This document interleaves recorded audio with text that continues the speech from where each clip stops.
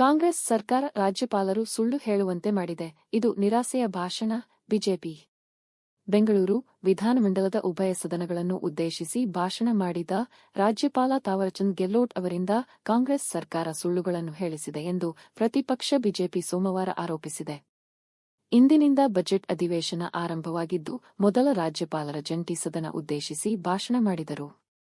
ಈ ಬಗ್ಗೆ ಪ್ರತಿಕ್ರಿಯಿಸಿದ ವಿಧಾನಸಭೆಯ ವಿರೋಧ ಪಕ್ಷದ ನಾಯಕ ಆರ್ ಅಶೋಕ್ ಮತ್ತು ಮಾಜಿ ಮುಖ್ಯಮಂತ್ರಿ ಬಸವರಾಜ ಬೊಮ್ಮಾಯಿ ಅವರು, ಇಷ್ಟೊಂದು ಸಪ್ಪೆ ಹಾಗೂ ನಿರಾಸೆಯ ಭಾಷಣ ಯಾವತ್ತೂ ಕೇಳಿರಲಿಲ್ಲ ಎಂದಿದ್ದಾರೆ. ಕಾಂಗ್ರೆಸ್ ಸರ್ಕಾರ ರಾಜ್ಯಪಾಲರನ್ನು ಭಾಷಣದಲ್ಲಿ ಸುಳ್ಳು ಮಾತನಾಡುವಂತೆ ಮಾಡಿದೆ. ಹಿಂದಿನ ಬಿಜೆಪಿ ಸರ್ಕಾರ ತಂದ ಯೋಜನೆಗಳನ್ನು ಮತ್ತು ಕೇಂದ್ರ ಸರ್ಕಾರದ ಯೋಜನೆಗಳನ್ನು ಕಾಂಗ್ರೆಸ್ ತನ್ನ ಯೋಜನೆ ಎಂದು ಬಿಂಬಿಸುತ್ತಿರುವುದಾಗಿ ಆರ್ ಅಶೋಕ್ ಹೇಳಿದ್ದಾರೆ. ಸುದ್ದಿಗಾರರೊಂದಿಗೆ ಮಾತನಾಡಿದ ಆರ್ ಅಶೋಕ್, ರಾಜ್ಯ ಸರ್ಕಾರ 5 ಗ್ಯಾರಂಟಿ ಜಾರಿಗೆ ತಂದಿದ್ದೇವೆ ಎಂದು ಹೇಳಿಕೊಂಡರು. ಯುವ ನಿಧಿ ಯೋಜನೆ ಇನ್ನೂ ನಿರುದ್ಯೋಗಿ ಯುವಕರ ಕೈಸೇರಿಲ್ಲ. ಬರ ಪರಿಹಾರ ನೀಡಿದ್ದೇವೆ ಎಂದು ಹೇಳಿದರೂ ಪರಿಹಾರ ಇನ್ನೂ ನೀಡಬೇಕು. ಹಿಂದಿನ ಬಿಜೆಪಿ ಸರ್ಕಾರ ರೈತರಿಗೆ ಒಂದೇ ಬಾರಿಗೆ ಪರಿಹಾರ ನೀಡಿತ್ತು.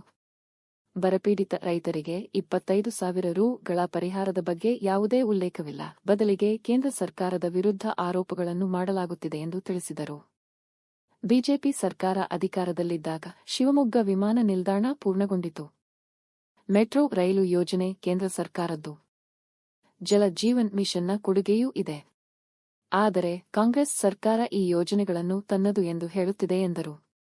ರಾಜ್ಯಪಾಲರ ಭಾಷಣ ನಿರಾಶಾದಾಯಕವಾಗಿದೆ ಎಂದ ಬೊಮ್ಮಾಯಿ, ಇದುವರೆಗೆ ಇಷ್ಟೊಂದು ಸಪ್ಪೆ ಭಾಷಣವನ್ನು ಕೇಳಿರಲಿಲ್ಲ. ರಾಜ್ಯದಲ್ಲಿ ಅಭಿವೃದ್ಧಿ ಶೂನ್ಯವಾಗಿರುವ ಜನವಿರೋಧಿ ಸರ್ಕಾರ ಇರುವುದನ್ನು ತೋರಿಸುತ್ತದೆ ಎಂದರು. ರಾಜ್ಯಪಾಲರ ಭಾಷಣದಲ್ಲಿ ಈಗಿನ ಸರ್ಕಾರದ ಯಾವುದೇ ಸಾಧನೆಗಳನ್ನು ಉಲ್ಲೇಖಿಸಿಲ್ಲ. ಕೇವಲ ಹಿಂದಿನ ಸರ್ಕಾರದ ಕೆಲಸಗಳನ್ನು ಕಾಂಗ್ರೆಸ್ ಆಡಳಿತದ ಸಾಧನೆ ಎಂದು ತೋರಿಸಲಾಗಿದೆ ಎಂದರು.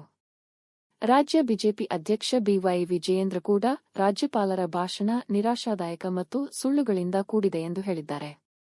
ಕಾಂಗ್ರೆಸ್ ಸರ್ಕಾರ ಅಧಿಕಾರಕ್ಕೆ ಬಂದ ನಂತರ ಗ್ಯಾರಂಟಿ ಯೋಜನೆ ಹೊರತುಪಡಿಸಿ ಯಾವುದೇ ಅಭಿವೃದ್ಧಿ ಕಾಮಗಾರಿಗಳು ನಡೆದಿಲ್ಲ ಎಂಬುದು ರಾಜ್ಯಪಾಲರ ಭಾಷಣದಿಂದ ಸ್ಪಷ್ಟವಾಗಿ ಖಾತರಿ ಯೋಜನೆಗಳ ಅಸಮರ್ಪಕ ಅನುಷ್ಠಾನದಿಂದ ಸರ್ಕಾರ ಗೊಂದಲದಲ್ಲಿ ಮುಳುಗಿದೆ ಎಂದು ವಿಜಯೇಂದ್ರ ರಾಜ್ಯ ಸರ್ಕಾರದ ವಿರುದ್ಧ ವಾಗ್ದಾಳಿ ನಡೆಸಿದರು.